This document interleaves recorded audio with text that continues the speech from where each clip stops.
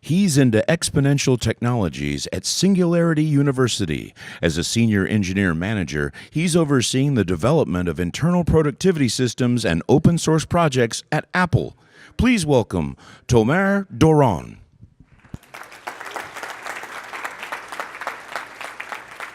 Okay, so today we're going to talk about frameworks, service frameworks.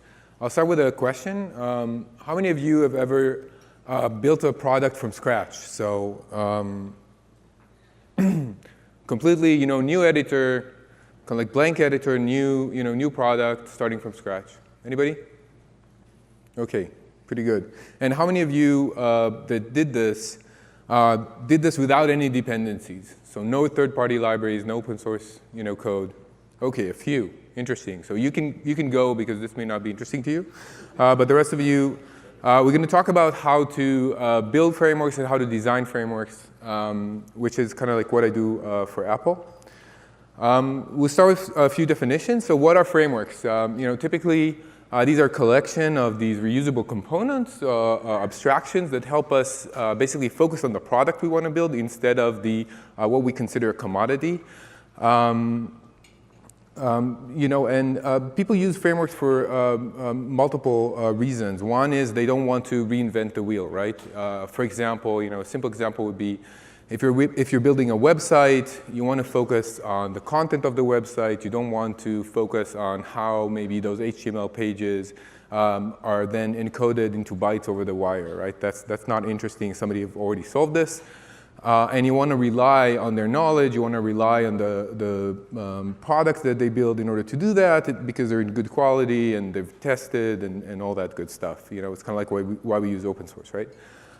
The other reason is that frameworks do not only give us reusable components, but they also give us certain philosophy or certain design patterns that come with them. And that's not always obvious, but when you use a framework, you usually buy into a certain philosophy, a certain template of thinking to solve the certain problem domain that you're in.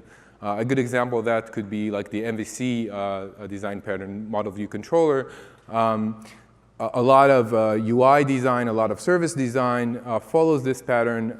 We don't normally think about, I'm going to pick MVC as my design pattern. Usually you pick a framework that put that front and center. So it's kind of like a blueprint for us to solve technical problems and business problems without putting too much energy into thinking of what's the right design pattern to solve them because we're relying on the fact that a certain framework is successful in doing this in the past.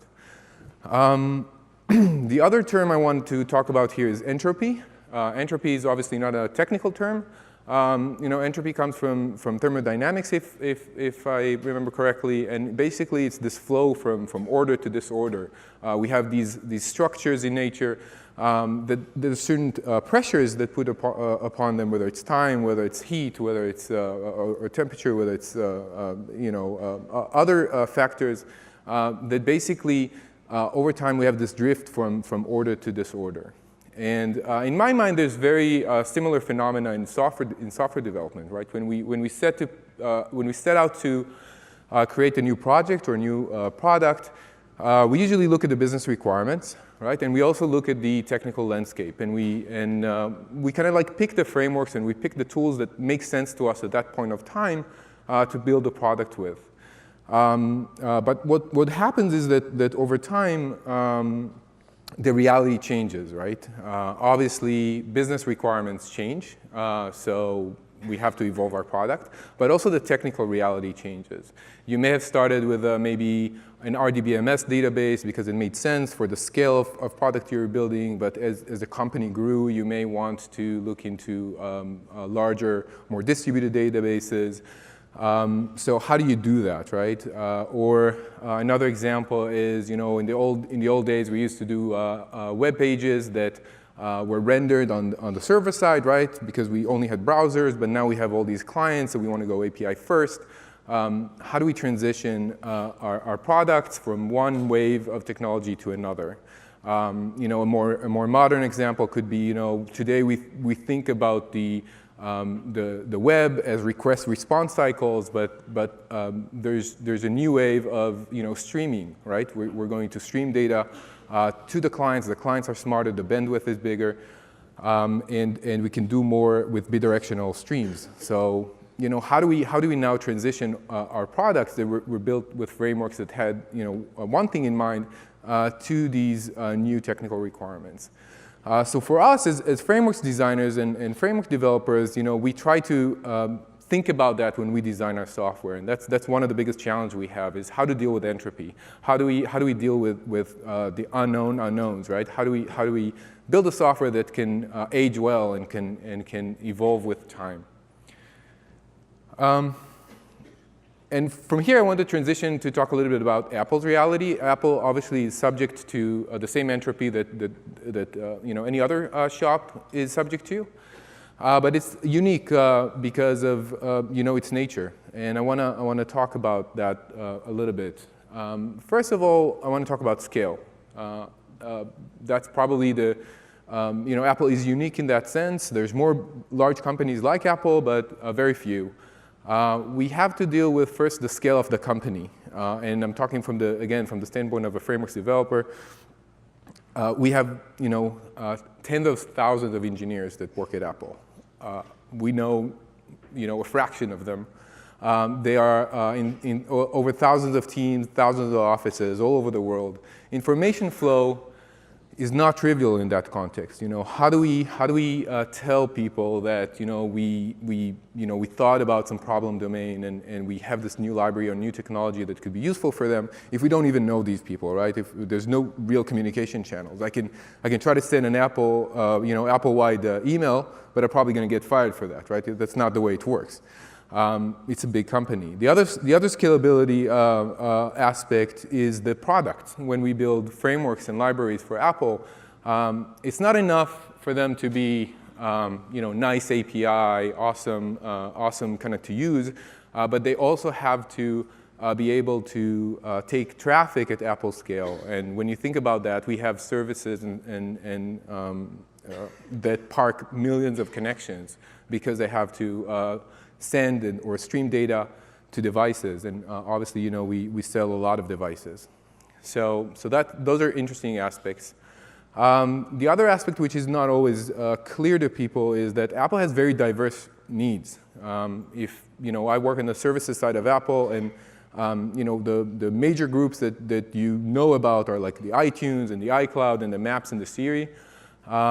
There's many others, but these are like the major groups. And they're very different, right? If you think of iTunes, iTunes basically sells movies, videos, right, apps. That's kind of like an e-commerce type of thing, right? It has a very strong need in transactionality, so it's designed behind that. It's also a catalog, so it has like search indexes and recommendations, but you know, it's an e-commerce product with a catalog. You compare that to Siri, you know, that's very different. Siri is about text-to-speech, voice analysis, machine learning, very, very, very different beast, very, very different technologies. How do you create a framework or libraries that are useful in both of these contexts without going to the lowest common denominator, right? Without doing something that doesn't have a lot of value. So that's an interesting challenge for us. The next thing, Apple is known for its kind of like secrecy, right? And it's not just outside, it's also inside. So there's a lot of projects that we don't know about, beyond the scale that, you know, maybe somebody in a remote office. But there's a need-to-know basis culture at Apple, which means that people build awesome technology, but we never know about it. They may be using our technology, they may be enhancing our technology, they may have a lot to contribute, but we don't know about it. Maybe they emerge, you know, 2 years later, and we find out that they build this awesome thing. We also don't necessarily know about their needs, so we can't basically work with them from day one to make sure that they are aware of our technology. So this information flow, again, one aspect is scale, but the other aspect is really just this fragmentation between teams. And for us, as framework developers and people that do a lot of work both in the open source and the kind of like internal open source, a secondary goal beyond just providing great software is also to break these walls when they're not appropriate, right? We want, if there's a guy in iTunes that built a great machine learning algorithm, we want the guys in Siri to learn about it, and vice versa.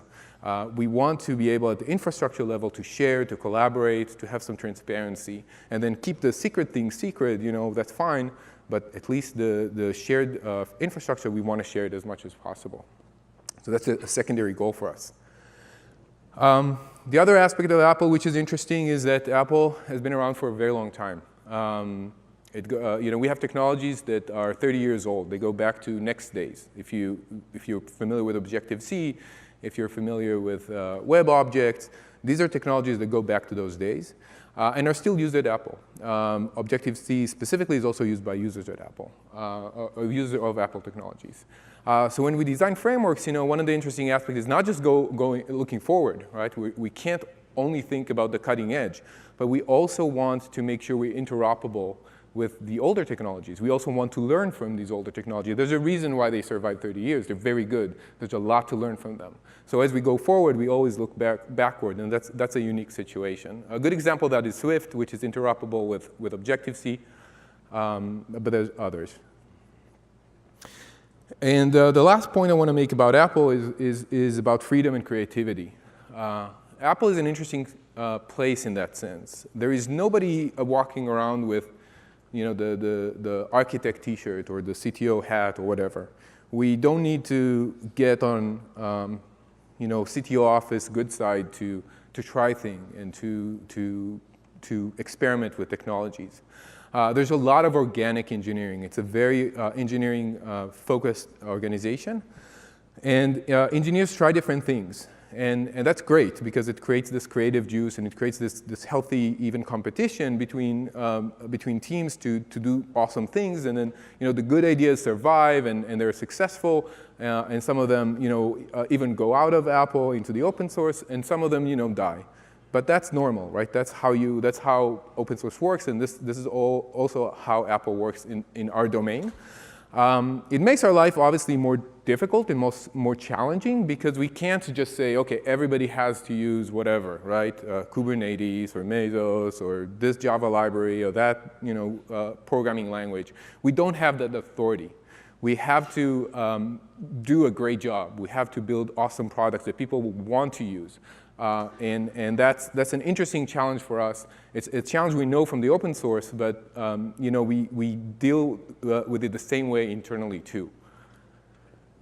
And with that, I want to transition a little bit into kind of our journey as a team, and basically how we learn to stop being afraid of entropy and embrace it. We started out a few years ago by basically just looking a little bit at what our different teams at Apple are doing. And we noticed a very kind of like repeated pattern. We saw teams that basically adopted a few open source libraries. They either adopted some kind of a framework that worked for them, or build their own if they're a bigger shop. I mean, each one of these teams on the graph, can be like a big monorepo for one of the larger organizations, or it can be a very small team, 10 guys in an office. And obviously, these frameworks were a little bit different, and the open source choices were a little bit different, but the patterns were similar, right? They could fall. We could put them in buckets, in categories, and see that there's a lot of repetition. There's a lot of redundancy that we thought we could drive efficiency in. When we looked into these frameworks and kind of like, okay, what are these frameworks actually doing for people? We saw a very similar pattern. This slide is not a stack. It's not a technical stack, so don't read it as layers. It's more like grouping, kind of like a composition. We like to think of software in composition terms rather than in stack terms, and I'll get to that in a second. So we saw, the runtime level, people do a lot of things around concurrency, right? How you do concurrency right. That's a big thing. How you handle memory correctly, that's another big thing. Architecture-specific code, you could write code that works on Linux. You could write code that works on Doron. We don't have any Windows, but other shops do. And then from there, we went into like things like logging SPIs and matrix SPIs and tracing SPIs and how you basically communicate outside of your code. Things like application lifecycle, which is a kind of like a glorified way to say, how you start applications, how you terminate them, what does the shutdown cycle look like, those type of things. Configuration, utilities, dependency injection, and all the good stuff that you know from your own stack. And on top of that, we saw these higher order frameworks or micro frameworks that people were using. For example, if you're doing something that has to do with protocols, you may want a networking library, right? Or a networking a framework that allows you to go from like higher order protocols, such as, that can be like a database protocol, or it could be mail, or it can be HTTP or whatever, into bytes, and vice versa. We saw things like web frameworks, right, to do APIs, to do HTML, to do whatever, RPC, actors, workers, daemons, data pipelines, you name it. And I'm sure you're familiar with this from your own technical stack. And then we said, OK, great. So we understand the requirements. We know what people are doing more or less. We have experience as software developers and library developers. How about we create this great framework that it's a single framework. It does what people need. It's vertically integrated, so everything works really, really, really well with the rest of the components, and it has like an extensibility layer, which is important because people do need to inject their own logic, their own sense and domain into the framework, so they have to have these extension points, and we did that. It kind of looks like this. We picked the open source libraries that made sense because we felt that we know best what those are and what are the most stable ones. We created a framework that we felt is the right thing to do based on all the different requirements, and we had the teams develop extensions on top, and obviously their domain-specific code. Kind of like a pretty normal setup, and that worked OK. I mean, some teams loved it.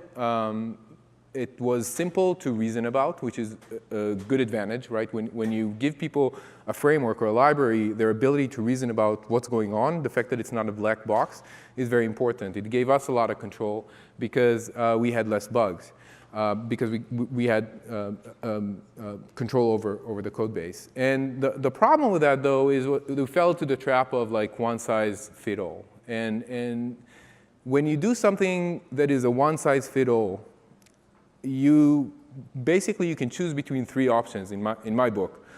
Option one is you can say, I'm going to be a niche player, right? I'm going to work for a certain crowd. I'm going to do a great job for them, and they're going to be happy. And there's frameworks out there that I think fall into that category. If you think like of Ruby on Rails, right? And there's more like that.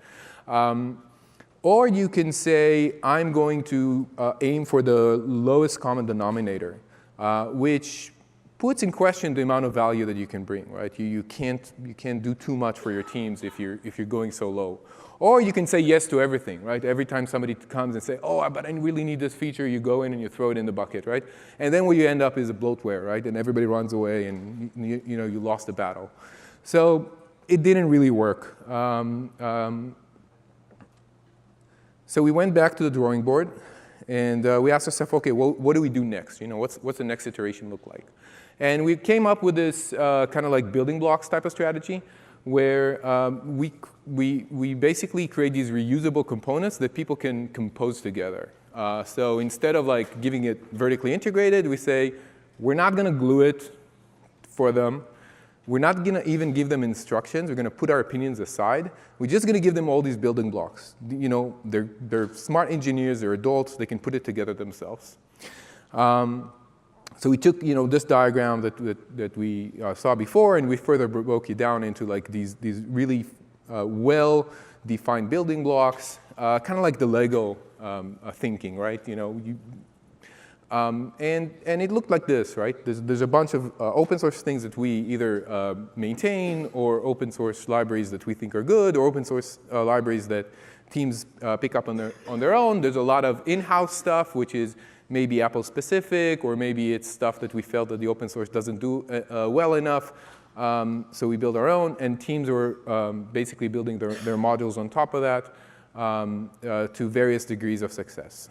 What was good about this is that people really liked that we put our opinions aside, actually. And that was a big learning for us. So that drove adoption. It was simple for us to reason about every individual block. So the quality of these blocks was really high. We felt really good about that. It was easy to maintain for us. But the funny thing was that people came back to us and say, oh, we really miss this opinionated framework, right? We want you to do more for us. We want you to solve more for us, because right now you're putting all the burden on us, and that's too complex for us to deal with. It's not what we want to focus on. We want to focus on the domain. Remember the first slide. And we also had very little control how these building blocks were put together, so there's a lot of problems, and we had to go in and learn all the different goo and glue that people use to assemble things. Again, sometimes they did a great job, sometimes they did a poor job. It was not working the way we intended. So again, we went to another iteration. And this was kind of like a more of a natural evolution of the previous iteration. What we observed is that larger teams, or teams that were more savvy, started building these champions, these kind of like frameworks team within their own team. These were people that their day job was not necessarily to be like framework engineers, but they were savvy enough and interested enough to go and say, OK, these building blocks make sense. I want to do something that makes an impact for my team. And they went and took upon themselves to be that tier between us and the team. So they created these lightweight frameworks using our building blocks, but not only our building blocks, and other blocks that they put together in order to make their team more efficient. So we really liked that, and we kind of like encouraged other teams to do the same. We try to build this layer of champions in small teams, large teams. It was kind of like a relationship building thing, and it kind of looked like this, pretty obvious, building blocks from before, but in this case we have a team-specific framework on top. So the advantages of that were pretty awesome. We had all from our perspective, all the advantages of building blocks and really fine-tuned components.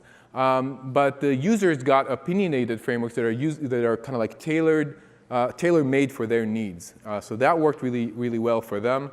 We could influence how the teams put together these frameworks, so the quality of these things were pretty good, and it scales. Finally, we had a solution that scales, and we don't need to now interact with thousands and tens of thousands of engineers when they have issues. We interact with these teams, and as long as they talk among themselves and there's cross-pollination, the whole thing just works like on its own. So that was great. In order to make this strategy work, though, we had to employ two techniques. First was kind of like more relationship building and kind of like social engineering, and the other one is more tools and proper engineering. So in order to make friends, what our biggest learnings are, first, opinions are interesting. Everybody has an opinion, and it's okay to have an opinion. But there's a difference between having an opinion or a technical opinion and writing opinionated code. And I think striking the balance between how opinionated your product is versus not is an interesting balance for framework developers and library developers. I'm not here to say you shouldn't have any opinions, but or write completely non-opinionated code, but striking a balance is an interesting art. The other interesting phenomena we saw was around branding of software. We used to name all of our libraries after our team's name. And people were like, we don't really want to use your stuff because it's your stuff, right? Or we're not on your team. This is not for us. And at some point, it clicked, and we said, we're going to call everything commons. And we're not even going to put it in under the source control under our team area. It's going to be open to all of Apple. And that immediately, created this uptick both in adoption of the software, but also in contributions, because people felt that this is theirs. They're part of it. Nobody owns this thing. It's shared between all the engineers, and that did really wonders for us. And the other thing that we do is obviously throw events. So, just like I'm here on this stage telling my story, we do similar things where we let engineers in different parts of Apple tell their story and how they use technology. Not always our technology, many times it's about their solutions. And this, if you recall our secondary goal of basically breaking the walls where appropriate, we use this technique a lot to create this cross-pollination within Apple. You can also find us on giving public talks. So, we are in stages on many conferences, increasingly more conferences out there. Specifically, we're also on conferences around technologies that we either open sourced or contributing to. Cassandra is a very big technology for Apple services. We probably run the largest Cassandra in the world, I think. Netty is another one. Netty is a networking framework that is at the heart of Cassandra, but is also at the heart of most of the frameworks that have networking aspects at Apple, and a lot of the frameworks out there in the open source as well. So it's a very popular open source project. Apple recently open source FoundationDB, which is an interesting database that we run side by side to our Cassandra. And we're also contributing to Meso, Solar, and other projects. When I say we're contributing to these open source projects, it's important to understand that we are heavily invested in them. So, these graphs are a little bit old, but you can see that the key contributors for both Netty, Cassandra are Apple employees. So we go all in. We have tens of people working on these projects because they're essential for our strategy, and we want to make sure that we understand them well and that we can make changes in them. Last on open source is that Apple created a programming language called Swift a few years ago, open sourced it, and our team open sourced something called Swift.io, I think in March, which is kind of like a networking library for Swift in Swift. The same team that does Netty did Swift.io, and we're going to do more towards that end. I'm mentioning open source here because it's also interesting in the aspect of us driving framework and library and technology inside Apple, because open sourcing things also gives us this super credibility, right? There's this cycle of we develop these technologies inside Apple. If they're useful, if people like them, if they make sense, we sometimes take them to the open because there's value add in bringing it to the community and also working with the community on these technologies. But it also feeds back into the adoption at Apple itself. Remember, we're in a situation where we run our business like open source inside Apple too. So there's this feedback loop between our work in the open source and our work in the internal open source. So going back to the second strategy, which is tooling, we use two primary tools to get our job done. One is GitHub, or source control in general, but GitHub is a major thing that we use, which gives us this transparency and discoverability, right? We went from a place where there was all these segment and source control solutions to a more centralized one where people can discover code. And again, as long as this code is not secret, there's no secret sauce there, it's kind of like infrastructure, we encourage people to have access to it and share and collaborate. We obviously follow kind of like the best practices of open source, the same stuff that we do upstream, we do internally. And the reason why I'm here is that the second major tool we use is JFrog tools. We use Bintray as the platform for distributing our open source offering, but we also heavily use Artifactory inside Apple. And we have the notion of private and public repositories because, again, there's things that we do want to protect and we do want to not share or share just in the context of a certain team or group, but there's a lot of stuff that we want to share at the public level. Public inside Apple.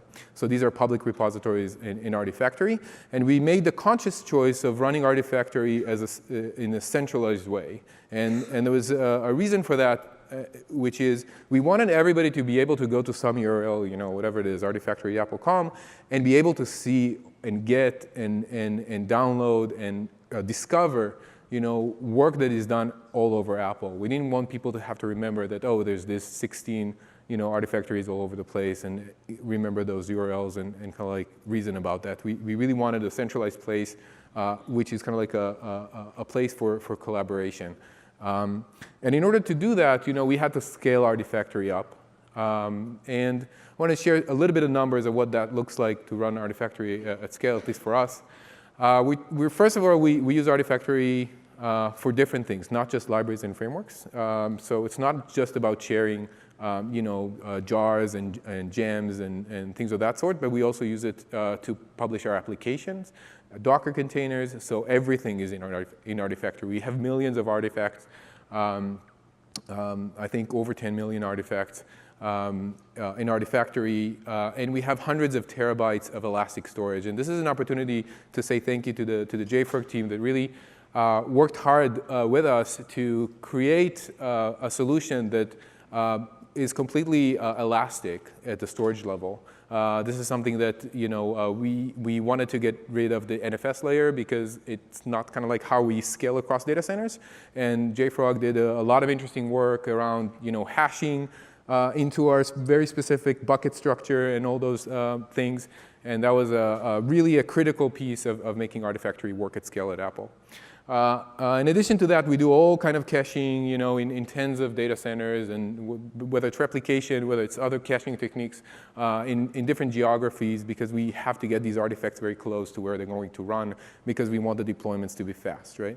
All in all, we do tens of millions of requests per day to Artifactory and pushing, gigabits per hour through the network. And with that, I'd like to thank you. And thank you, JFrog.